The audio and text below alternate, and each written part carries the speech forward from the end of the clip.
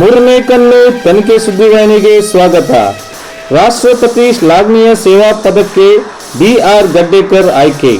ಬೆಳಗಾವಿ ಜಿಲ್ಲೆಯ ಮಾಳಮಾರುತಿ ಪೊಲೀಸ್ ಠಾಣೆಯ CPI BR. Gaddekar ಅವರು ಅಪರಾಧ ನಿಯಂತ್ರಣ, ಸೈಬರ್ ಅಪರಾಧ ಪತ್ತೆ ಹಾಗೂ ಜನಸ್ನೇಹಿ ಪೊಲೀಸ್ ಸೇವೆಯಲ್ಲಿ ಗಮನಾರ್ಹ ಸಾಧನೆ ಮಾಡಿದ ಹಿನ್ನೆಲೆಯಲ್ಲಿ ರಾಷ್ಟ್ರಪತಿ ಶ್ಲಾಘನೀಯ ಸೇವಾ ಪದಕ್ಕೆ ಆಯ್ಕೆಯಾಗಿದ್ದಾರೆ.